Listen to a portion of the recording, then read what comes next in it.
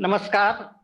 राग दरबारी के नियमित प्रेक्षक और दिल्ली निवासी गणेश चंद्रसी यूट्यूब चैनल के भी नियमित प्रेक्षक, आज हम 2 ही दिन में दशहरा आ रहा है, शारदीय नवरात्र में है और हम एक नया प्रयास कर रहे हैं। सीमोल्लंघन होता है तो हम मराठी से हिंदी शिफ्ट कर रहे हैं।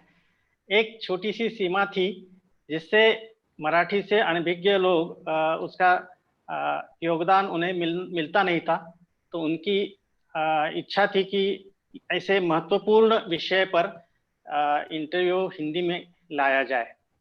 आज के हमारे प्रमुख अतिथि हैं पद्मश्री डॉक्टर रमण गंगाखेड़कर सर। सर, आपका इस मंच पर स्वागत है। आपने जो समय निकाला है इसके लिए हम बहुत अभिभूत हैं। आप विगत 2 साल से दिल्ली में थे, आईसीएमआर के जो हेड साइंटिस्ट थे आप एपिडर्मोलॉजी और कम्युनिकेबल डिसीजेस में, और हमेशा जो प्रेस ब्रीफिंग होती थी उसमें जितना भी तनावपूर्ण माहौल होता था उसको हल्का करने में आपकी एक सहज और सरल भाषा में आपका जो समझाना था हमें पत्रकारों के लिए, मैं पूर्व पत्रकार भी रहा हूं इसलिए मैं उसका महत्व जानता हूं। जो एक अमूमन शासकीय प्रणाली होती है, भाषा प्रणाली, उससे हटकर आपकी आंसर देने की व्यवस्था थी। सर, आपका परिचय देते हुए, वैसे मूलतः आप महाराष्ट्र से हैं, नांदेड़ जिले में बिलोली और धर्माबाद में आपका शालेय शिक्षण हुआ और उसके बाद आप हैदराबाद से भी आपका ताल्लुक रहा है।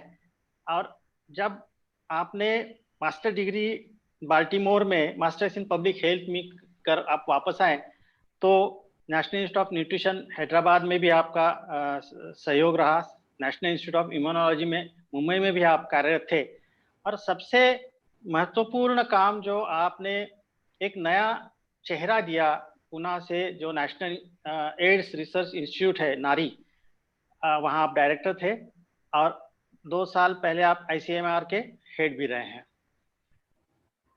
विषय आज ही मैंने खबर पढ़ी, 2 परस्पर विरोध उसमें मुझे दिखाई दिया। एक है कि लगभग भारत के कुछ डिस्ट्रिक्ट, कुछ स्टेट ये सामूहिक संक्रमण के ओर है, ये एक खबर है। दूसरी खबर ये है कि कोई साइंटिस्ट के रिपोर्ट है और उन्होंने कहा है कि फरवरी एंड में कोरोना पूरा समाप्त हो जाएगा और कि किसी को डरने की जरूरत नहीं।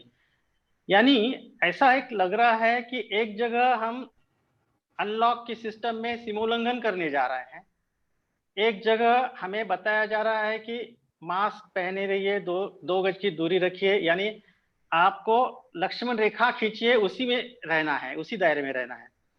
सरल सामान्य आदमी के लिए वास्तविक क्या है स्थिति?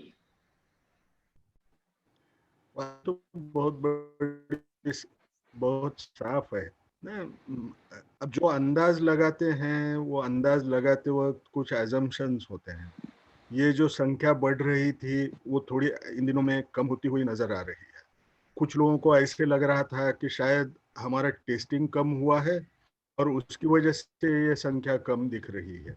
लेकिन उससे अच्छा अगर हम पैरामीटर की तरफ अगर, तो आज हॉस्पिटल्स में बेड्स अवेलेबल है।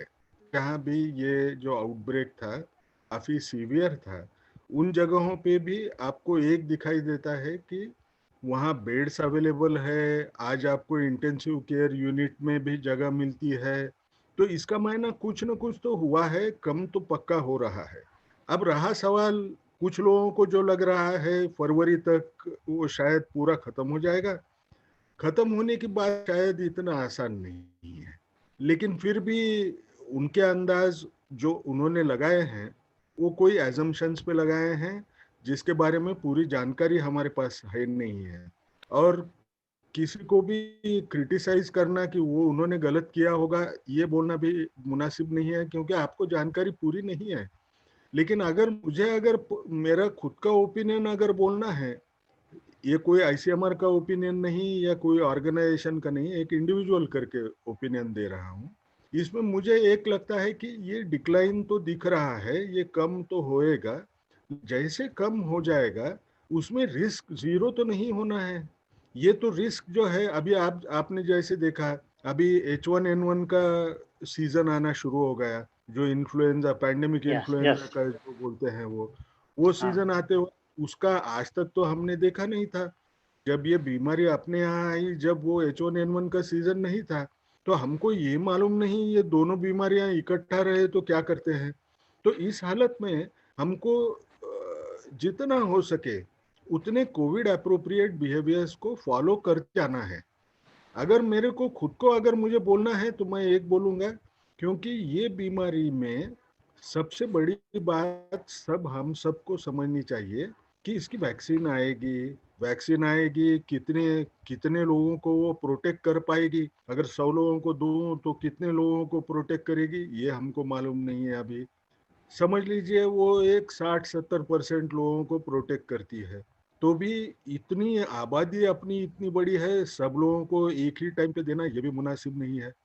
तो इसका मायना क्या होगा, ये आउटब्रेक पूरा खत्म होने के लिए या तो वायरस बदले, नहीं तो हमको ये लो ग्रेड में आउटब्रेक्स करके, जैसा H1N1 का पैंडेमिक था वही हमको दिखाई देने का चांस रहेगा। लेकिन आम आदमी ने इसमें क्या सोचना है, इनके नंबर की तरफ नहीं देखना है। ये हमको लगने की जो जो चांस है, वो चांस हम कैसे कम कर सकते हैं। ये अगर कम करना है तो हमको 3 चीजों का पालन करना है। तो उसमें मास्क हर वक्त हमने लगाना बहुत जरूरी है, 6 फीट की दूरी रखना बहुत जरूरी है। जब भी चांस मिले अपना हाथ बार बार धोने की कोशिश करते रहना है। ये हम अगर 3 चीजों का अगर पालन करें तो शायद ये बीमारी हमको लगने से, हमारे घर वाले लोगों को, आपके रिश्तेदारों को और अपने इर्द गिर्द के समाज को लगने से हम बचा सकते हैं। ये भी हम कर पाए तो ये रिस्क एकदम कम हो जाएगी। अगर ये कम हो जाएगी तो ये बीमारी भी हमको जिस ढंग से आज डराती है उतनी डरावनी नहीं लगेगी। हमको सबसे बड़ा एक समझ लेना बहुत जरूरी है कि आज के बाद में हम क्या पहले के वैसा बगैर मास्क के फिरना ये अगले 2-3 साल में दिखेगा, शायद दिखना नहीं है। हमने ये खुद समझ के रहना है कि वो कोविड रहे, ज्यादा पेशेंट एडमिट होते हैं नहीं होते हैं, कितनों की मौत होती है ये पता नहीं है, लेकिन कम से कम जिनकी उम्र ज्यादा है, 65 साल के ऊपर के हैं, जिन लोगों को डायबिटीज या ब्लड प्रेशर की बीमारी है, उन लोगों को तो ये मास्क का साथ ये अभी लगा हुआ है, जुड़ा रहेगा, काफी सालों तक जुड़े रहेगा, उसमें उनकी भलाई है, ये हमको समझना है। उसके खिलाफ सोचना, जैसे छोटे बच्चे होते हैं उसके वैसा ये तो नहीं होगा, मैं तो बहुत मेरी इम्यूनिटी अच्छी है, मुझे कुछ नहीं हो सकता, ये सोचना गलत रहेगा, क्योंकि ये सही नहीं रहे। सर, आपने बहुत सही तरह से ये समझाया कि हमें ये समझना पड़ेगा कि ये बहुत समय तक हमें अपनी खुद की सुरक्षा खुद करनी है। लेकिन ये अधिकृतया कोई, जैसे पूरे संसार के लिए डब्ल्यूएचओ कोई स्टेटमेंट देता है, पूरे देश के लिए मानो आईसीएमआर कुछ बता रहे हैं, लेकिन ये व्हाट्सएप यूनिवर्सिटी का क्या करें? उस पे जो जो भी अपने नए नए विषयों के तज्ञ अपनी तरह से एक हर रोज खुद को उसमें हम तज्ञ हैं ऐसा बोल करके जो बताते जा रहे हैं, और उस पर लोग अपना उस पर विश्वास भी रख रहे हैं। तो इससे बाहर कैसे आना पड़ेगा? हमको एक चीज समझना है कि कोई भी इंसान डॉक्टर होने के लिए उसको 5.5 साल की पढ़ाई है, उसके बाद में वो आगे की पढ़ाई अगर करे तो तकरीबन 10 साल तक वो तो सिर्फ पढ़ाई करता है। अब हमको दूसरा समझना है, मुझे इंग्लिश आता है या मुझे अपनी भाषा समझती है, जो भी रीजनल लैंग्वेजेस होंगे वो, उसको मैंने गूगल से अगर मैं डॉक्टर बनने की कोशिश करूं तो एक दिन में एक बीमारी या एक साल में एक बीमारी सीखना ये मुनासिब नहीं है। तो यस। ऐसे जब लोग लिखना शुरू करते हैं या कुछ ऐसे भी लोग होते हैं जो डॉक्टर्स होते हैं, कोई कारणवश वो व्हाट्सएप पे मैसेजेस डालते हैं, उसके ऊपर भरोसा रखना यानी आप अपने आप पे हमने शक लाना है कि जो मैं सही सरकार जो बोल रही है कि ये चीज़ों का पालन करना ज़रूरी है, आगे क्या हो सकता है, उसके ऊपर हमने विश्वास न रखना, ये इतना बराबर नहीं रहेगा। लेकिन हम क्या ये व्हाट्सएप की जो आप जैसे बोल रहे हैं व्हाट्सएप यूनिवर्सिटी में जो मैसेजेस आ रहे हैं, उसको हम रोक सकेंगे? रोक नहीं सकते, क्योंकि हमारे इसमें डेमोक्रेसी है, लोगों को फ्रीडम है, जो मनमर्जी आए सो लोग लिख सकते हैं। लेकिन सबसे बड़ी बात क्या है कि कम से कम जो गलत चीजें आपके तरफ आ रही है, वो आप दूसरों को फॉरवर्ड तो मत करिए। जो हाँ। चीज है कम दूसरे ने आपको भेजा है तो उसको तो बंद करके रख दीजिए कि ठीक है जो भी है। तो कहीं ना कहीं तो भी ये जो चेन जैसे ट्रांसमिशन की है, मिस इन्फॉर्मेशन की जो चेन होती है, उसको भी हम तो ब्रेक कर पाएंगे। लेकिन उसके लिए खुद होके रुकना और हर चीज जो निगेटिवली बोले जाती है उसके ऊपर भरोसा रखना, ये शायद गलत रहेगा। इसको हमको रोकना है तो हमको हमारा फॉरवर्ड बटन दबाने से सोचना पड़ेगा। सर, ये तो फॉरवर्ड यूनिवर्सिटी का विषय हो गया। बीच में पहले 2 महीने तो मीडिया ने भी वैसे बहुत सहकार्य किया और अच्छी तरह से लोगों को तक जानकारी पहुंचाने में मदद की। उनका पॉजिटिव एंगल है भी। लेकिन मीडिया भी इस विषय को सेंसेशन की तरफ ज़्यादा झुकने वाला, न्यूज़ आकर्षक बनाने की, इसमें प्रिंट मीडिया हो या इलेक्ट्रॉनिक मीडिया हो। तो क्या उन्होंने ऐसा कुछ हो सकता था डायलॉग करके कि भई आप सेंसेशन के बजाय काउंसलर की भूमिका आ जाए, समुपदेशन की भूमिका में आ जाए, ऐसा कोई प्रयास किया गया या आवश्यकता है? नहीं, आवश्यकता तो हर चीज की है।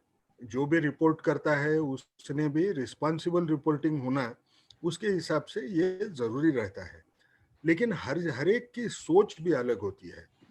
किसी को लगता है मैं अगर सेंसेशनल न्यूज ना दूं तो शायद लोगों का इस बीमारी के तरफ खींचे जाएगा नहीं और उसकी वजह से उनको बीमारी लगेगी। कोई हाँ। लोग ये सोचते हैं कि अगर मैं सेंसेशनल न्यूज दूं तो शायद होगा मेरे चैनल को बहुत सारे लोग देखेंगे।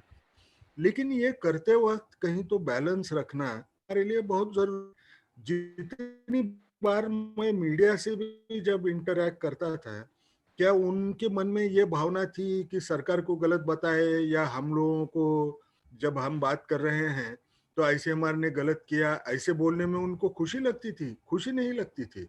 वो खुला बोलते थे कि हमको तो लोगों को मदद करना है, आप हमको मैसेजेस दो, हम वो पास ऑफ करेंगे। लेकिन ये पास करते वक्त हमको दूसरी चीज याद रखना पड़ता है कि हर इंसान की समझ और पेश करने का ढंग जो होता है। अगर मैंने किसी को बोला कि आप एडवर्टाइज करिए और 10 लोगों को कोई चीज कोई साबुन कैसे बेचेगा उसके एडवर्टाइज करना है, तो 10 लोगों के अंदाज अलग अलग हो सकते हैं। कोई अंदाज किसी को भाते हैं, कोई अंदाज किसी को भाते नहीं। इसका वो गलत कर रहे हैं ऐसे नहीं बोल सकते हैं। हर चीज को ऑडियंस, लेकिन उसमें बैलेंस लाके अगर साथ में चलना है तो सरकार भी वो काम कर रही थी कि लोगों को समझाए, जो सच्ची न्यूज़ है वो देने की कोशिश करे। वो सब्जेक्ट को भी पूरा समझने के लिए ज़्यादा हम बात किया करते थे कि ये क्यों होता है, कैसे होता है, शरीर के अंदर होगा, ये सब समझाने की कोशिश इसीलिए तो हो रही थी कि लोगों को वो समझे और सही सही रिपोर्टिंग हो जाए। हमको एक एक चीज के बारे में सोचना पड़ता है बार बार। हम जब किसी के तरफ जब देखते हैं तो हमको सबसे पहले याद क्या आता है? उसने सही काम किए वाला कम याद आएगा, सर। एक गलत काम किए वाली बात याद आती है। तो हम जब मीडिया के ऊपर भी जब बोलते हैं तो मीडिया की एक बात याद रहेगी जो गलत है, लेकिन उन्होंने भी तो कुछ अच्छे काम किए हैं, इसको हम भूलते हैं। सरकार की तरफ उंगली बताते हैं तो सरकार की गलत बात के तरफ उंगली बताते हैं। अरे लेकिन उन्होंने अगर अच्छा काम नहीं किया होता तो आज हम इस हालत में नहीं रहते थे। हमारी हालत बहुत गंभीर हो सकती थी। इसके बारे में भी हमको सोचना पड़ेगा। अच्छे टाइमली स्टेप्स लिए, लेकिन इसके ऊपर डेमोक्रेसी में चर्चा बहुत होती है। क्या ऐसे किए तो अच्छा होता था, क्या वैसे किए तो अच्छा होता है? जैसा आप व्हाट्सएप यूनिवर्सिटी से डरते हैं, मैं हर इंसान से हर बार मैं एक बोलता हूँ कि हाइंडसाइट जो होती है, हाँ, उसमें एडवाइस करना बहुत आसान होता है। सर हर एक जन क्रिकेट खेलता है, उस टाइम पे बोलता है वो कोहली ने ना वो कवर ड्राइव मारने के बजाय और कहीं मारता था तो बहुत अच्छा होता था। अरे करना बहुत आसान है, जो वो फेस कर रहा है उसको मालूम है। वो तो अपनी अपनी अच्छी कोशिश कर रहा है। कौन चाहता है कि अपने देश में अपने लोगों की हो जाए? कौन चाहे कि लोगों की मौत हो जाए? लेकिन जब ये होता है तो इसको इसको हम सिर्फ गलत ढंग से अगर देखें तो वो गलत चीज है करके नजर आएगी। लेकिन दोनों ने साथ में बैठ के बैलेंस लाना है, ये हमारे लिए अच्छा रहेगा। सबसे अच्छा एक रहेगा, जो भी आदमी ये देखता है उसने सोचना है कि न्यूज देख के आप अगर आम अगर लोगों में आज अगर देखे तो किसी को भी बोले तो वो बोलता है वो न्यूज देख के ना डिप्रेशन आता है। अरे फिर ऐसी न्यूज देखो मत, देखते क्यों? ऐसे न्यूज के बारे में सोचो मत। नहीं, ये तो जितना वो रिपोर्टर और सरकार की जिम्मेवारी है, वैसा देखने वाले की भी तो उतनी जिम्मेवारी है। इसको हमने समझ के चलना है। सर वैसे तो आपको आपकी जो प्रतिमा है, आपके जो परिचय है, वो एक विज्ञान विद्वान है, तत्ववेत्ता है, चिंतक है, अभ्यासक है, शास्त्रज्ञ है। लेकिन उससे भी बढ़कर सभी आपके परिचित जो पेशेंट्स हो या आपके सहकारी डॉक्टर्स हो, आप में एक बहुत यानी समकक्ष देव देव जो कहते हैं ईश्वर के प्रति उस तरह का एक अच्छा आदमी, बहुत थोर आदमी, ये आपकी प्रतिमा आती है। तो इस तरह की जो एक ये सेवा भाव के आधार पर ये जो फील्ड है, शासकीय रुग्णालय में जितने भी डॉक्टर्स हैं वो दिन रात तब से लेकर अब तक सेवारत है। लेकिन ऐसा भी अनुभव आया कि लगभग 5-6 महीने तक लॉकडाउन का था पूरा पीरियड में, जो प्राइवेट डॉक्टर्स थे, इंडिविजुअल प्रैक्टिशनर्स थे, उन्होंने सीधे प्रैक्टिस बंद करके वो घर में बैठे रहे। तो क्या ये सही था? ये फोर्स पूरा देश में जो निष्क्रिय रहा उस 2-3 महीने में, उन्हें भी इस देश कार्य में सेवा में जोड़ना चाहिए था? नहीं, देखिए, आम आपने अगर रिस्पांस देखा मेडिकल फ्रेटर्निटी का, तो सबको ऐसे लगेगा कि शायद कुछ ने गलत किया, वो घर में बैठ गए। लेकिन सबसे बड़ी बात हम क्या समझना है कि डॉक्टर भी तो इंसान होता है, वो सर, खुदा नहीं होता। सर। हाँ? उसको भी मालूमात नहीं है, उसको भी तो डर लगेगा। वो जब पढ़ेगा पेपर्स में कि जिसकी उम्र ज्यादा है, जो मेरे को डायबिटीज है या मेरे को ब्लड प्रेशर है, मैं जाऊं तो नुकसान होगा। लेकिन आप अगर उनके ढंग से भी आपने देखा तो आपको क्या पता चलेगा? उसको सिर्फ उसकी जान का खतरा नहीं रहता है। अगर समझो एक डॉक्टर मरा, वो दिन को 50 पेशेंट समझो देखता था, तो हम्म। अगले 25 साल जब वो जिंदा रहता था, उम्र ज्यादा रहे वाले डॉक्टर्स, वो उतने पेशेंट्स को वो देख नहीं पाएगा। तो उस हिसाब से वो लोग भी सोच के अपने आप को बचाते हैं, को आपको सेवा देना है इसलिए कोशिश करते हैं। लेकिन आपने ये भी देखा होगा कि डॉक्टर लोग जो बुजुर्ग थे, वो कंप्यूटर के ऊपर बैठ के वीडियो कॉन्फ्रेंसिंग से या टेली मेडिसिन के हिसाब से वो कुछ न कुछ करके वो सेवा देने की कोशिश कर रहे थे। आप किसी भी डॉक्टर से जाके पूछिए, क्या आपको ये अच्छा लगता है? वो मास्क पहनने वाला भी या पीपीई में का डॉक्टर बोलता है ये कितना गंदगी बीमारी है, अपना पुराना प्रोफेशन कितना अच्छा था। पेशेंट को भी अच्छा लगता था, इसको भी अच्छा लगता था। आज हम हमारे पीपीई पहनते हैं, हमारा नाम यहाँ लिखते हैं, लेकिन वो नाम देखने से वो पेशेंट क्या खुश रहता है? वो नाम से खुश नहीं रहता है, चेहरा उसको सूरत देखना होती है, वो हंसता है क्या नहीं हंसता है। तो उससे आधी बीमारी आप कभी भी पेशेंट से बिल्कुल। पूछिए, पेशेंट बोलता है आपसे 5 मिनट बात किया, आपसे आपको देख लिया, आधी मैं बीमारी खुश हो खत्म। गया, मेरी बीमारी चली गई। अब ये तो नहीं होना था।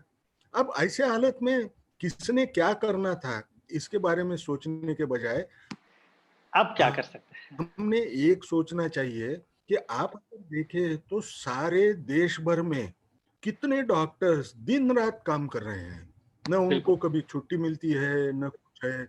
अच्छा, कोई ऑप्थेल्मोलॉजिस्ट होगा तो उसको भी कोविड ड्यूटी में लगाए हैं।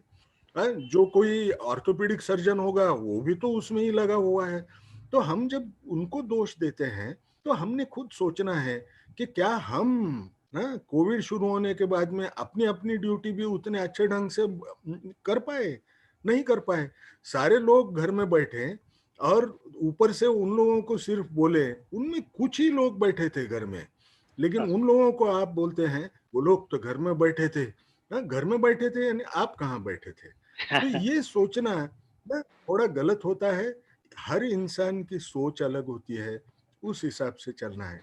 अब आपने एक जिक्र किया कि मुझे डेमीगॉड समझते हैं। डेमीगॉड वगैरह कोई, ये तो लोगों की सोच होती है। जितना श्रद्धा होती है, सामने श्रद्धा वाला होती है सर, इंसान, हाँ, श्रद्धा मुझे तो होती है। मुझे एक अच्छा ऐसे लगता है कि देखो कोई आदमी, मैं जो काम कर रहा हूँ वो काम भी और दूसरे लोग भी तो कर रहे हैं, सर लेकिन जब सामने वाला आदमी आके मुझे बोलता है डॉक्टर साहब आपने बहुत अच्छा किया, आपने मेरी जान बचाई, तो एक तो ये प्रोफेशन ही वैसा है। ये प्रोफेशन में अगर आपको आना है तो आपका दिल बड़ा रहना जरूरी है। सर लेकिन सबसे बड़ी बात क्या होती है कि सामने वाला आदमी जब आपको बोलता है कि आपके वजह से मेरी जान बच गई, तो उसका दिल कितना बड़ा होता है। वो तो मेरे से बहुत बड़े दिल इंसान होता है जो सामने आके मुझे प्रेज करेगा, क्योंकि ये इंसानों में इस ढंग से बर्ताव करने का ढंग बहुत कम लोगों में दिखाई देगा जब तक उसका दिल नहीं हो। तो जो लोग तारीफ करते हैं वो बहुत बड़े दिल वाले हैं, वो लोगों के सामने मैं सर झुकाता हूँ। जो पेशेंट करके आते हैं, उसमें एक रूल था कि जो भी पेशेंट आएगा उससे गलत बर्ताव किया तो मैं उनको बोलता था ये मुझे चलेगा नहीं, दूसरे स्टाफ को, सर क्योंकि जो सामने से आ रहा है वो मेरे लिए खुदा है। वो जो खुदा अगर मेरे यहाँ नहीं आता है तो मैं डॉक्टर बन के कुछ मुझे फायदा ही नहीं हुआ। वो जब आएगा तो वो खुदा की सेवा करने का या भगवान की सेवा करने का मुझे चांस मिला है, उसको हर एक ने करना चाहिए। हर चीज पैसे में नहीं मिलती, हर चीज में सेटिस्फैक्शन जो होता है जब आप तोलेंगे तो आप कभी जिंदगी में सेटिस्फाइड नहीं रहेंगे। जो चीज लोगों को प्यार देने में, उनकी सफरिंग कम करने में होती है, वो और किसी चीज से मिलती नहीं। इसलिए सब लोगों ने ही ये सोचना है कि हर इंसान को मैं जब तक अपने बराबरी का न समझूं, मेरे वैसा है करके न समझूं, हाँ, मैं, मेरे पास बहुत पैसा है उसके पास नहीं है, या मैं बहुत पढ़ा हूँ ये तो अनपढ़ है, या ये ठेला चलाता है मैं तो डॉक्टर हूँ, ऐसे सोचना शुरू किया। ये कम कर जब तक हम कर नहीं पाएंगे, जब तक थोड़ी सोच में इक्वालिटी तो लाने की कोशिश नहीं करेंगे, जब तक ये इंसानियत में हर वक्त ये झगड़े, ये प्रॉब्लम्स हमको बार बार नजर आएंगे। जिस दिन हम सामने वाले हर इंसान को मेरे बराबरी का आदमी है करके ना समझे, हम कभी सुधरेंगे नहीं समाज करके। सर अभी तक जो पेशेंट्स या ये ह्यूमन साइकोलॉजी, मानसिकता के ऊपर हम बात करते आए हैं, जितने भी मैंने प्रश्न उठाए हैं वो हर एक के मन में, दिल में आते थे या मेरे पास पहुंचते थे, उसी विषय पे हम आगे चलते गए। अब हम इंफॉर्मेशन पे आएंगे। अब तक हमने, बहुत सारे लोगों ने कोरोना से अपने खुद को सुरक्षित रखा, जितने भी प्रोटोकॉल है उसका पालन किया, अब तक हम बचे रहे। अब अनलॉक की दौर है और किसी न किसी तरह से जितने भी, अब एक उदाहरण मैं अभी देख रहा हूं कि पान के ठेले भी खुल गए हैं। 2-3 महीने सभी ठेके और ठेले बंद थे, तब भी लोग जीवित थे और अच्छे रहे। लेकिन अब शुरू हो गया उनका जो थूकना है सार्वजनिक स्थान पर, या किसी किसी भी कारण हो, अगर अन्य किसी के कर्तृत्व से मुझे उसका प्रसाद मिल जाता है और मैं पेशेंट बन जाता हूँ। अब तक मैं अनभिज्ञ था, जब मैं पेशेंट बनता हूं तो मुझे करना क्या है आगे, प्रिकॉशन मुझे पता था, ये हमने बहुत सारा इसमें देखा है और हम पढ़ने में आया है, बताते भी हैं। लेकिन एक बार वो हो गया तो उसकी ट्रीटमेंट क्या होती है, क्या करना चाहिए, क्या प्रिकॉशंस होते हैं, क्या दवाई देती है, इसके बारे में लोगों को प्रॉपर नॉलेज नहीं है। ये इंफॉर्मेशन आप सभी के लिए जरा बताएंगे तो अच्छा होगा कि जब वो पॉजिटिव निकलने तक वेट क्यों करना है, जैसे सिम्टम शुरू हो गई तो उसने क्या करना चाहिए। अगर मुझे लक्षण दिखाई दे, हाँ, इस टाइम पे कैसा है, ये बीमारी में सादा बुखार, उसको खांसी होगी, या उसको पतले पायखाने लगे होंगे, या उसको सर दर्द हो रहा होगा, या शरीर में बहुत दर्द महसूस होता है, बहुत वीकनेस होता है, सांस फूलती है, ऐसे किस्म के अगर लक्षण दिखाई दे तो उसने सोचना है क्या मेरा क्या ऐसा समय होगा जो जिसको कोविड हुआ होगा। दूसरी बात, अब अगर मुझे लगता है मैं किसी से मिला नहीं होगा, फिर भी मैं बाहर तो फिर रहा था, हम्म, तो मुझे एक चीज करना पड़ेगा कि मेरी खुद की टेस्ट करवा लेना पड़ेगा, क्योंकि मुझे मालूम नहीं, ये देख किसी इंसान को देख के समझता नहीं कि उसको ये कोविड-19 की बीमारी है या नहीं है। अब अगर ऐसी हालत है तो मुझे टेस्ट करना पड़ेगा। टेस्ट कौन सा करेंगे? टेस्ट हम बोलेंगे कि गोल्ड स्टैंडर्ड जो होता है वो आरटी-पीसीआर टेस्ट होता है। वो आरटी-पीसीआर टेस्ट करें। अब कई लोगों ने ये सुना होगा कि एक वो रैपिड रैपिड उसका कितना उपयोग है एक्चुअली? रैपिड एंटीजन टेस्ट मेरे हिसाब से, ये मैं मेरे पर्सनल ओपिनियन दे रहा हूँ, ये कब करना चाहिए? ये जब करना चाहिए जब मेरे सिम्टम्स इतने ज़्यादा हैं, मुझे एडमिट होने की ज़रूरत है, उस टाइम पे मुझे ज़्यादा टाइम न रहने की वजह से जल्दी अगर इंफॉर्मेशन चाहिए कि मुझे बीमारी है कि नहीं, तो शायद मैंने वो करना चाहिए। लेकिन अगर कोई सर्वेलेंस हो रहा है, यानी कहीं लोग आ रहे हैं म्युनिसिपल कॉरपोरेशन के, वो बोल रहे हैं कि कितने लोगों को हुआ होगा, हम वो जांच करेंगे, उनके लिए भी ये आसान ढंग होता है। लेकिन इसकी सेंसिटिविटी होती है रैपिड एंटीजन टेस्ट की कम। 45 मिनट के अंदर हमको पता चलता है कि इसको बीमारी है क्या नहीं है। हम्म। आरटी-पीसीआर अगर करें तो कम से कम 4 घंटे का टाइम आपको देना पड़ेगा। अब 4 घंटे का जब टाइम होता है तो वो तो एक टेस्ट डालने के बाद में की बात हो रही है, लेकिन सारे टेस्ट इकट्ठा डालने की वजह से आपको क्या होता है, वो एक दिन के बाद में आपको उसका रिजल्ट मिलेगा। अब मुझे अगर मेरी हालत उतना समय नहीं दे पाती है तो रैपिड एंटीजन टेस्ट करना पड़ता है, और रैपिड एंटीजन टेस्ट के बाद में अगर वो निगेटिव भी आए तो उसको सिम्टम्स अगर है उस इंसान को तो फिर एक बार आरटी-पीसीआर करना जरूरी बनता है। अब अगर टेस्ट मेरी पॉजिटिव आई तो क्या मैंने बहुत डर जाना है? नहीं, बहुत डरने की जरूरत नहीं है, क्योंकि 90% लोग जो होते हैं उनको कुछ बड़ी समस्या नहीं आएगी। कुछ लोगों को तकलीफ होगी जिनको हॉस्पिटल में शायद भर्ती कर नौबत आएगी। आप अगर सही मानों में देखें, अगर मुझे 100 लोगों को मैंने अपने गांव में सिर्फ 100 लोग हैं, उनको अगर मैंने टेस्ट किया और उनमें से कौन पॉजिटिव है ये देखने की अगर कोशिश की, तो आपको क्या पता चलेगा? ये बीमारी की वजह से मौत होने का चांस, 100 इन्फेक्टेड लोग भी रहे तो उसकी वजह से मौत होने का चांस बहुत ही कम है। लेकिन ये कम रहते हुए भी हमको इस चीज का पता है कि कुछ लोगों को, जिनको जिनकी उम्र ज़्यादा है 65 साल के ऊपर, जिन लोगों को क्रॉनिक मॉर्बिडिटी है, जैसे डायबिटीज़ है, ब्लड प्रेशर है, अस्थमा है, या टीबी है, या एचआईवी इन्फेक्शन है, या किडनी की कोई बीमारी है, या वो कैंसर का मरीज है, उन लोगों में आपको ऐसे दिखाई देता है कि मौत की रिस्क ये बढ़ जाती है। बढ़ जाती है यानी कितनी बढ़ेगी? बढ़ने का चांस रहेगा। लेकिन मैं उस रिस्क को डरूं क्या? शायद नहीं, वो मुझे मेरे तरफ देखना पड़ेगा। मुझे क्या रिस्क है? अगर रिस्क में के ये फैक्टर्स अगर नहीं है तो मैंने डरना नहीं है। अब पुराने जमाने में, पुराने टाइम पे लोग बहुत डर रहे थे। क्यों? क्योंकि जो भी पॉजिटिव आता था उसको एडमिट करते थे। आज ऐसा हम्म। नहीं है। आज आपको, जब तक आपको जरूरी नहीं है तब तक वो एडमिट करते नहीं। माइल्ड अगर बीमारी है तो आपको कुछ नहीं करना है, आपने घर में रहना है। ज्यादा से ज्यादा आपको क्रोसिन देंगे, कोई एंटीबायोटिक देंगे, और आपको बोलेंगे कोई जिंक या इसका कोई प्रिपरेशन खा लो विटामिन का, और घर में इंतजार करो। आप अपना टेम्परेचर मॉनिटर करो, और दूसरी बोलेंगे कि आपने आपका ऑक्सीजन लेवल मॉनिटर करना है। अगर आपको सांस फूलती है, आपको कुछ ज़्यादा तकलीफ महसूस होती है, तो वो डॉक्टर को बताएं, वो दवाखाने में भर्ती होने की कोशिश करें। अब अभी क्या हो रहा है, सब लोगों को लगता है ये बीमारी बहुत खतरनाक है, उसकी वजह से उनको लगता है अगर मुझे बीमारी हुई तो डॉक्टर ने कुछ तो महंगी दवा देना चाहिए। हाँ, ये सही है क्या? बिल्कुल जरूरी नहीं है। हाँ, माइल्ड इलनेस में आपको देने की जरूरत नहीं है। आपको अगर कोई लक्षण नहीं है तो आपको कोई महंगी दवा लेने की भी जरूरत नहीं है।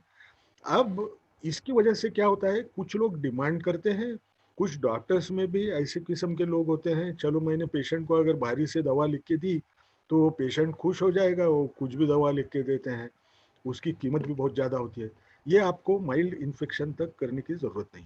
आप जब एडमिट हो जाते हैं तो सबसे पहली एक चीज हमको समझना है कि आधे लोगों को ये लगता है हमको नई कुछ दवा तो शुरू नहीं करी, वो तो पेशेंट को जो दवा दे रहा है वो ऐसी कुछ आईवी लाइन लगा के रखा है, हाँ, उसको ऑक्सीजन दे रहा है और दूसरा तो कुछ कर ही नहीं रहे हैं। लेकिन हमको एक समझना है, ये बीमारी के खिलाफ अच्छा असर करने वाली जो दवा होती है वो अभी तक हमको पता नहीं है। दो चीजों के बारे में हमको अच्छा मालूम है। उसको अगर सपोर्टिव केयर यानी क्या है, उसको टाइम का टाइम पे खाने पीने को मिलना चाहिए, ऑक्सीजन उसको देना चाहिए। वो अगर मैं दे पाऊँ तो वो सबसे सुपीरियर दवा होती है।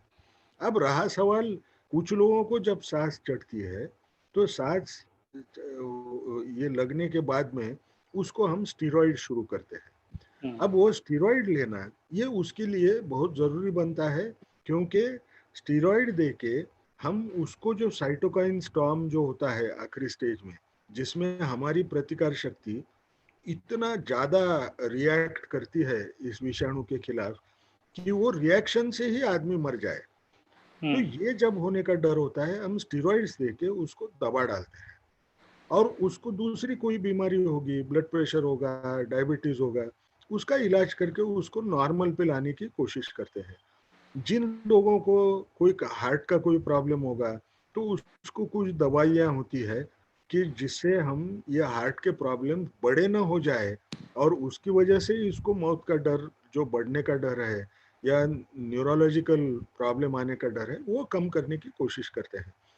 अब रहा सवाल दूसरे स्पेसिफिक दवाइयों के बारे में जो चर्चा होती है, तो आपको एक समझना है कि इनमें से ज्यादातर दवाइयाँ हमने आज तक देखा होगा, जो भी दवा पुराने जमाने में लोगों ने देने की, आज ये पता चलता है कि वो दवा का असर बराबर नहीं है। बिल्कुल तो बिल्कुल। हमको हमको दवा मिलना ही चाहिए, उसके खिलाफ काम करने वाली ऐसी कोई जरूरी नहीं है। बहुत कम लोगों को तकलीफ होती है, उनमें से भी बच के लोग बहुत बाहर आ रहे हैं। आज तो हम बोलते हैं आधे परसेंट से ज्यादा परसेंट से कम ये मौत की रिस्क होती है। अगर मैं इन्फेक्शन फेटेलिटी रेट अगर देखो, यानी कितने लोगों को इन्फेक्शन है उसमें से कितने लोगों की मौत होती है, उसमें एसिम्टोमेटिक लोग भी आते हैं, तो उनमें मौत होने का प्रमाण जो होता है वो आधे टक्के से कम है। अगर मैं ये देखूं कितने लोगों को लक्षण है और मौत होने का डर है तो वो 1.5% के नजदीक है। आप ऐसे बीमारी से इतना डरना नहीं है, डॉक्टर्स पे भरोसा रखना है, अपने आप पे भरोसा रखो। आज के टाइम पे इतना तो नहीं हो रहा है कि लोग जो पुराने टाइम पे रिपोर्ट करते थे कि पेशेंट एक बार पॉजिटिव आया हॉस्पिटल में गया तो घर वालों को पता ही नहीं वो जिंदा है क्या मर गया ये भी पता नहीं चलेगा, एकदम पता चलेगा वो तो अभी है ही नहीं। ये तो माहौल अभी रहा नहीं है, क्योंकि हम उसमें से भी सुधर गए हैं। तो हमको एक समझना है, जो भी डॉक्टर दवा दे रहे हैं वो अच्छी दे रहे हैं। आपको नई नई दवाइयों के नाम सुनाई देंगे, लेकिन वो हर इंसान, आपको याद होगा पुराने टाइम पे हम टोसिलिजुमैब दे रहे थे, कुछ लोग बोलते थे रेमडेसिविर देना जरूरी है, कुछ लोग बोल रहे थे फेविपिराविर देना जरूरी है, कुछ लोगों को क्लोरोक्विन दे रहे थे, हाइड्रोक्सी क्लोरोक्विन करके एक हाइड्रोक्सी दवा। Chloroquine, yes. जून जून लेकिन में ये ये था, हाँ। दवाई, हाँ, ये दवाइयाँ अभी जितना समझते आ रहा है वो सारी दवाइयाँ बराबर काम नहीं करती, ऐसा उसका पता चल रहा है। तो हम ऐसे चीज को सोचना नहीं है कि दवा मिलने से ही मैं ठीक हो जाऊंगा। शादी केयर और ऑक्सीजन मिला, ज्यादा से ज्यादा स्टेरॉइड लगे तो भी मैं ठीक हो जाऊंगा, इस पे भरोसा रखना। सर जो आपने दवाइयाँ बताई बहुत सारी, हर महीने में एक दवाई का नाम हम सुनते आए थे, वो दवाइयाँ कहीं से न कहीं लोग इकट्ठा करके देते थे। बहुत सारे हॉस्पिटल में बताया जाता था कि ये हमारे पास नहीं है, आप बाहर से लाइए। सबसे ज़्यादा रेमडेसिविर का विषय हुआ कि उसका शॉर्टेज भी हुआ। लोगों ने बहुत महँगी दर पर उनको खरीद कर और वो लेना ही लेना है 5 का, या कोई ऐसा ये था कि उसका दवाई लेनी है, वो इंजेक्शन लेना ही लेना है। तो वो भी अब फेल्योर हुआ ऐसा लग रहा है। तो लोगों का एक कॉन्फिडेंस लूज़ भी हो रहा है कि अरे! तो पहले ये इंजेक्शन दे दिया और फिर मैं ठीक हो जाऊँगा। ये कॉन्फिडेंस लूज़ होता जा रहा है और अब नया कोई कॉर्टिकोस्टेरॉइड डेक्सामेथासोन कोई इफेक्टिव है, ऐसा कोई सामने आ रहा है। ये जो यूनिवर्सिटी बता रही है अलग-अलग तरीके से, सच में सत्यता क्या है पता नहीं है। लेकिन एक विश्वास था कि चलो अगर बहुत ज़्यादा दूसरा कोई मेरे पास सिम्पटम नहीं है, दूसरे आज़ार नहीं है, तो इस इंजेक्शन से मैं ठीक हो जाऊँगा। अब वो भी काम नहीं कर रहा है, उसके बाद लोगों का कॉन्फिडेंस हिल गया है। तो आगे क्या? नहीं, मैं एक चीज बोलता हूँ, हाँ, ये आपको उससे डरने की जरूरत नहीं है कि कोई दवा जो चल रही थी या दवा बोल रहे थे कि ये दवा बहुत असरकारक होगी, ये महंगी है, इससे हमको खुशी होती है। लेकिन सच्चाई क्या है? सच्चाई अगर उस वो दवा न देने से भी मैं ठीक रह सकता हूँ, तो उसके ऊपर हम क्यों भरोसा नहीं रखते हैं? अब रहा सवाल लोगों का कि कुछ न कुछ तो भी तो इलाज रहना चाहिए। ये मेंटल सोलेस के लिए होता है, हाँ, आपको साइकोलॉजिकल रहने के लिए होता है। इसका मायना मैं ये बोल नहीं रहा हूँ कि नई दवा आना नहीं चाहिए। हुँ, मेरे हिसाब से जब तक दवा नहीं निकलेगी, अगर दवा जल्दी से जल्दी निकलती है तो ये बीमारी पूरी की पूरी कंट्रोल हो जा सकेगी। जैसे आपने देखा होगा प्लेग की बीमारी है, हुँ, प्लेग की बीमारी में पुराने टाइम पे बहुत लोग मरे, हाँ, लाखों के तादाद में मरते थे, लेकिन उसके खिलाफ एंटीबायोटिक निकला। तो आज सूरत में जब पहले हुआ या पूना में जो हाँ, हुआ हुँ, था प्लेग का आउटब्रेक, वो वहां के वहीं बंद हो गया। इसके खिलाफ भी तो कोई वैक्सीन नहीं थी, अभी भी नहीं है, लेकिन फिर भी ये हो सकता है। दवा निकलना ये बहुत जरूरी है, ऐसा मैं मानता हूँ। लेकिन दवा नहीं है, उससे बहुत नुकसान हो रहा है, ये भी तो मैं ऐसा मानूंगा नहीं। हमको सपोर्टिव केयर अच्छी मिलना है। आप अपने डॉक्टर पे भरोसा रखें कि वो अच्छी केयर देगा। अच्छी अगर केयर देगा तो इसमें मौत होने का डर बहुत कम होता है। उसके तरफ ज्यादा ख्याल रखना ये अच्छा नहीं रहेगा। आपको मैं एक ही चीज बोलूंगा, ये लाइट लाइट मूड में बोल रहा हूँ। हाँ, हाँ, अक्सर किसी इंसान को आपने अगर पूछा ना, तो वो बोलता है ऊपर वाले का आशीर्वाद है, मैं ठीक रहा। आप सोच के देखो, ऊपर वाले का आशीर्वाद न ऊपर वाला देखा है क्या, इतनी जिंदगी निकाल है, 70-80 साल की जिंदगी वो निकाल पा रहा है एक भरोसे के आधार के ऊपर। ये तो साइंस है। साइंस में जो भी होता है उसका जैसे प्रमाण मिलेगा, आपको भरोसा रखने वाली दवा भी मिलेगी, और वो दवा तो आएगी जब तो जाएगा। लेकिन दवा नहीं है, इसकी वजह से बहुत नुकसान होगा, ऐसे सोचना शायद इतना, और उसके ऊपर पूरा यानी ऐसे नजरिया इतना खराब कर लेना कि आज जो जिंदगी है, हाँ, उसमें मुझे कोविड नहीं है, लेकिन मुझे कोविड ना होए इसलिए मैंने पैरानॉइड हो जाना, मैंने इतना परेशान हो जाना कि आज की जिंदगी जो अच्छे दिन मैं आज का निकाल सकता हूँ उसको भी बर्बाद करना कि अगर मुझे हो गया तो मेरा क्या होगा। अरे कुछ नहीं होगा, जो होना है वो सही होगा। लेकिन आपने कोशिश करते रहना है कि हमको ना लगे, लेकिन इसका मायना ये नहीं कि हुआ तो मैं मर ही गया, ये भी समझना है। सर, ये मुझे ना होना चाहिए, इसके लिए प्रिकॉशन लेते ये भी हो रहा है कि मेरी खुद की कोई यानी गलती न होते हुए भी वो मुझे किसी न किसी तरह से मेरे पास पहुंच जा रहा है। उसी तरह मैं थोड़ा-सा आपको पीछे ले जाता हूँ, जब आप पूना में नारी में काम कर रहे थे, तो एचआईवी पे जो एक आपका पेपर बहुत फेमस है और जिसके कारण आपको पद्मश्री का बहुत ही बड़ा बहुमान भी मिला। तो उसमें भी जो महिलाएं थी वो खुद कहाँ वो तो बेकसूर थी। किसी ने उनको एचआईवी संक्रमण ले आया, उनके पति ने ले आया। तो वो आपका जो काम था, और वो निरंतर काम करते करते करते आपने उसमें बहुत सारा संशोधन किया और एक आज के डेट में HIV नियंत्रण में है ऐसा माना जाता है, वो अनुभव क्या था? मैं आपको एक चीज बोलता हूँ, कोई भी ऐसे किस्म की बीमारी आई ना जो कम्युनिकेबल डिसीज होता है और जिसमें मौत का डर होता है, हर इंसान क्या बोलता है, वो ऐसे HIV इन्फेक्टेड वो औरत को अगर आप पूछते थे जिसकी शादी हुई है, वो क्या बोलती थी, मैंने तो कुछ नहीं किया डॉक्टर, फिर भी मुझे बीमारी लग गई। उसने मुझे बीमारी दी और मेरी जान लेने की कोशिश की। अब दोनों चीजें गलत होती है। उसने दी तब तक ठीक है, लेकिन उसने हम्म, जानबूझ के तो दिए वाली नहीं नहीं, रहती है, उसको भी ज्ञान नहीं है। हम्म, अब अगर हम्म, उसको ज्ञान नहीं है तो हमको एक क्या समझना पड़ेगा कि बीमारी एक से दूसरे को बगैर समझे जब लगती है तो बीमारी के व्यतिरिक्त और एक तकलीफ रहती है कि समाज में हर एक के ज्ञान की लेवल उतनी नहीं है, उसकी बराबर। प्रैक्टिस करने की जो प्रिवेंटिव मेजर्स जो होते हैं, वो जो प्रैक्टिस करना है वो इतने अच्छे ढंग से वो पालता नहीं है। तो ये किसने करना चाहिए? इसके लिए हमको, जैसे हमारे पंतप्रधान जी ने बताया, हमको जन आंदोलन जरूरी होती है। HIV में भी कम क्यों हुआ? वो जो निगेटिव लोग थे वो भी से पॉजिटिव लोग भी साथ में थे और सब लोगों ने मिलके जन आंदोलन के वैसा, मैं ये नहीं करूंगा, मैं ऐसे नहीं करूंगा, ये सोच, और दूसरा जो कर रहा है इस ढंग से उसको रोकने की कोशिश हर एक जन बार बार वो करता था। जब ये ऐसे होता है तो ही वो फर्क पड़ सकता है। हमको ये भावना हमने निकाल डालना है कि मुझे जो बीमारी लगी वो मेरे दोष की वजह से नहीं लगी।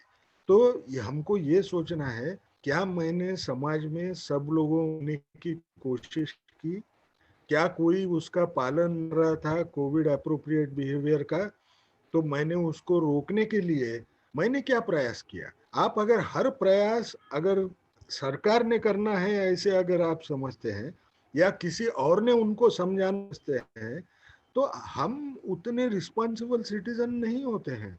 रिस्पॉन्सिबल सिटीजन कौन होता है? वो अपने राइट्स को भी देखेगा और अपने रिस्पॉन्सिबिलिटीज भी, जो दायित्व होता है उसको भी निभाने की कोशिश करेगा। क्या हम ऐसी सोसाइटी नहीं बन सकते हैं? ये हमने अपने आप को सोचना है। जब गलती से आपको बीमारी समझो किसी ने दे दी, तो हमने सोचना है कि मैं 10 लोगों को बोलूंगा कि ये जो बीमारी है ये कैसे फैलती है और लोगों ने क्यों पालन करना चाहिए। बाहर आके खुद बोलो, लोग सुधर जाएंगे। आपने होगा, HIV में शुरू में जो HIV इन्फेक्टेड लोग, उनको हम बाहर आके क्यों बीमारी लगी ये बीमारी के बारे में लोगों को ज्ञान दो करके बोलते थे। क्योंकि आप जब ऐसे लोगों का जब सुनते हैं जो मरीज हैं या उसमें सफर कर चुके हैं, तब लोगों की आंख खुलती है, मुझे ये होने नहीं देना है, और लोग सुधर जाते हैं। ये अगर करना है तो सरकार का साथ दो, खुद रिस्पॉन्सिबल सिटीजन बनो, आप सारा हमारा कोविड का प्रॉब्लम कम होते हुआ नजर आएगा। सर, मैं फिर इसमें जो कोविड के लिए अभी जो संशोधन हो रहा है, तरह तरह की जगह पे उसका वैक्सीनेशन ढूंढा जा रहा है, किसी लेवल पे वो है। महाराष्ट्र के मुख्यमंत्री उद्धव ठाकरे जी ने कहा भी कि आज के डेट में आप मास्क को ही वैक्सीन समझिए फिलहाल। तो वो एक सही तरीका था सेंसिटाइज करने का, सेंसेशन के बजाय जो अक्सर बाकी बाहर की जाती है। एक्चुअली वैक्सीन की वेट करते लोग एक जगह हैं और लोग प्रिकॉशन लेने वाले लोग एक जगह हैं। लोगों ने वैक्सीन के वेट करते रहना चाहिए, 2 साल वो बनना है, फिर लोगों तक पहुंचना है, ज्यादा वल्नरेबल जो है उनको पहले मिलना है, आखिरी व्यक्ति तक वो पहुंचना है। ये पीरियड जब सोचा जाता है तो वाकई वैक्सीन की तरफ लोगों ने ध्यान देना चाहिए। हमको बचपने से एक चीज बोली जाती है, a bird in hand is worth two in the bushes. आपके हाथ में अभी क्या है? अभी जो है आपके हाथ में है कि ये कोविड अप्रोप्रिएट बिहेवियर फॉलो करें। मैंने मास्क पहनना है, 2 गज की दूरी रखना है और बार बार हाथ धोए।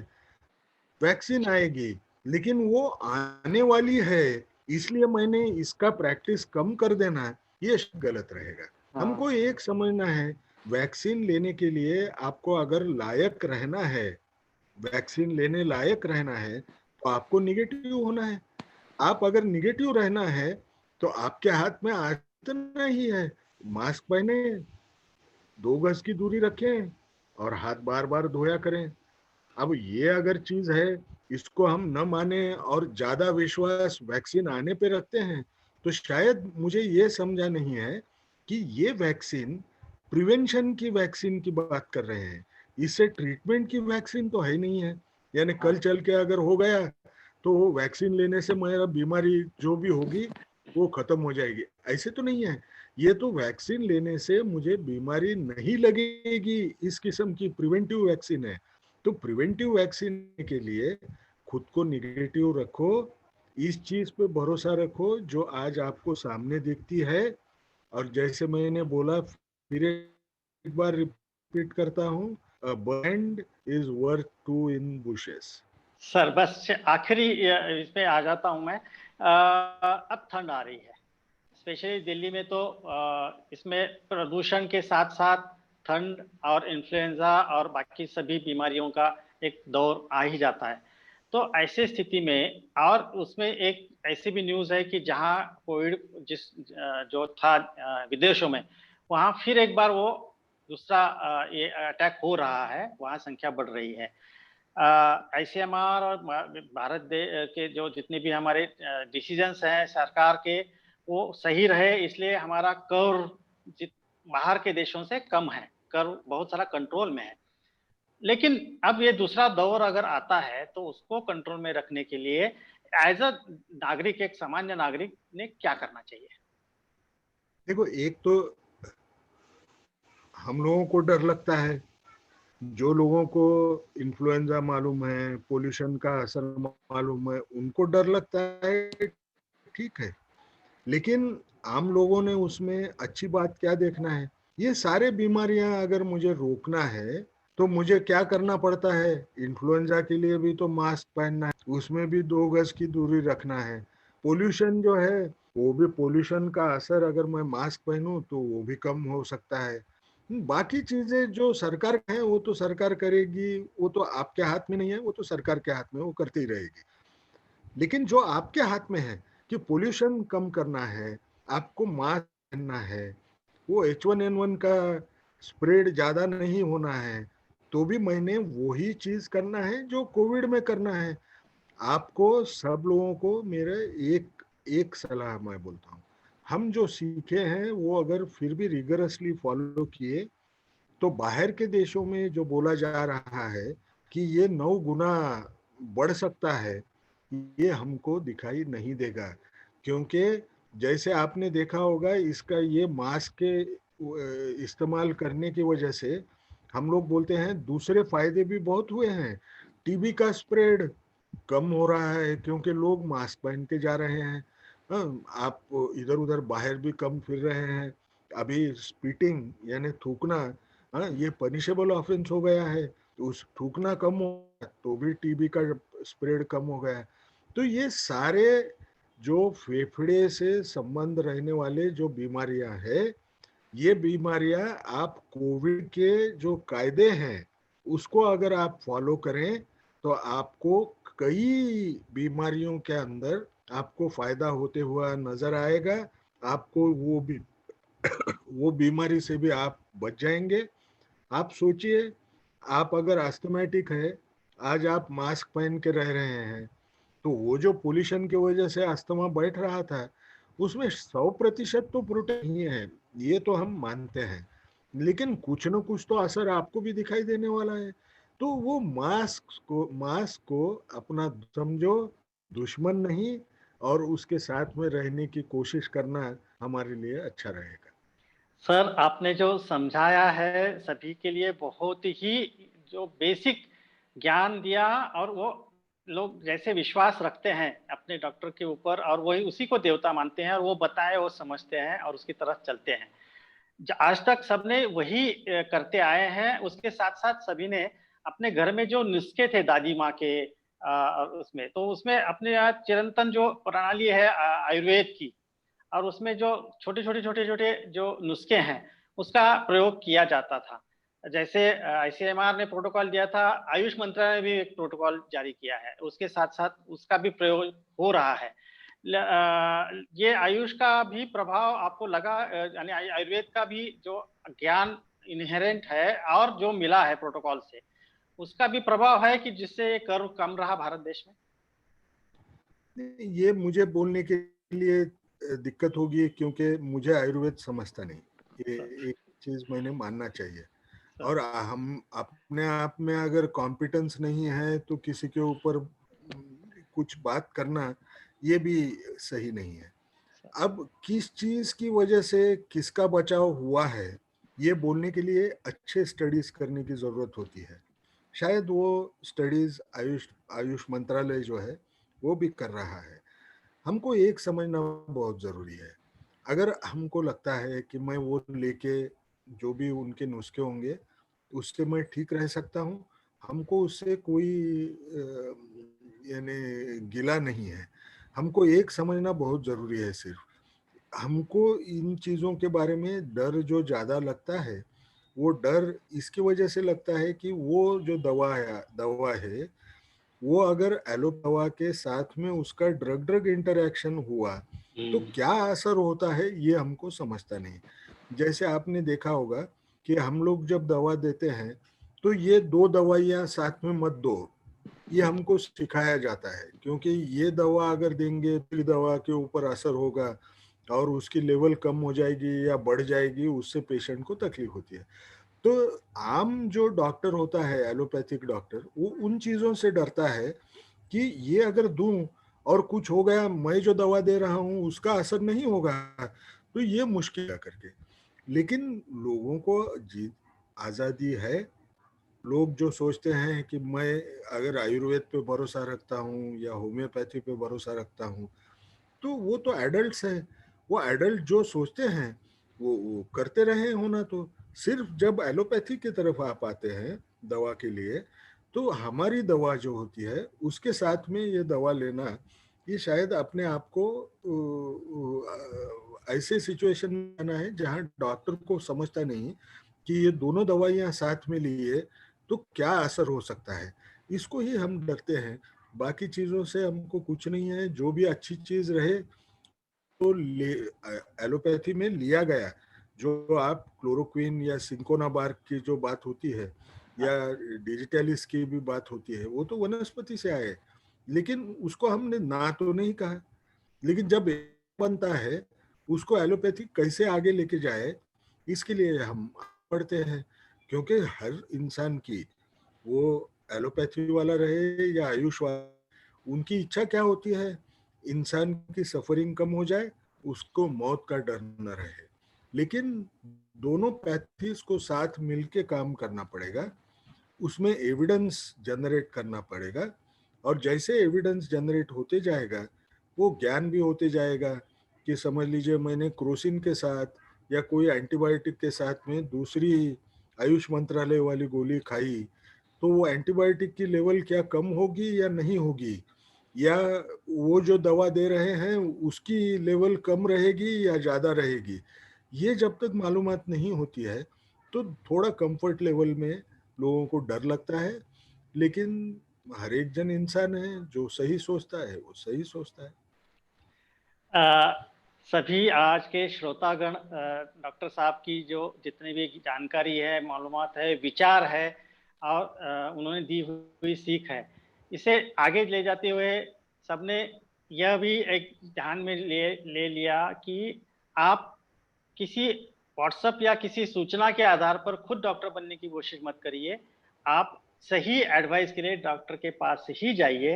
और आज जैसे सर ने बताया, उनके जैसा अच्छा मार्गदर्शन मुझे लगता है कि कहीं आपको अन्य जगह पे ना मिले। ये जो हमने वीडियो बनाया है इसमें हर एंगल से विषय को प्रस्तुत करने की हमने कोशिश की। अभी आगे बहुत लंबा दौर है। जो बच्चे हैं उन्होंने भी इसका विचार करना चाहिए कि आगे हमें कैसे जीना है। और जिनको होकर गया है, एक विषय बस रहता है सर, कि जिनका हुआ है उसको दूसरे बार होने का डर नहीं है या होता नहीं है, उसमें अपने आप उसके प्रतिरक्षा प्रणाली विकसित होती है, ये भी एक भ्रम है या सत्य है? नहीं, मैं जैसे एक चीज बार बार बोलता हूँ, ये नई बीमारी है, हर रोज कुछ नया इसके बारे में समझते जा रहा है। अभी तक जो समझे उसमें ये कुछ का कहना ये है कि 2 से 4 महीने के बाद में, इन्फेक्शन होने के बाद में 2 से 4 महीने के अंदर वो एंटीबॉडी के लेवल्स कम होते हैं। ऐसे में ही पिछले हफ्ते में कुछ ऐसे पेपर्स आए हैं, जैसे आइसलैंड में से एक पेपर आया, वो बोले 4 महीने के अंदर एंटीबॉडी लेवल कम हुए हुए नजर नहीं आए।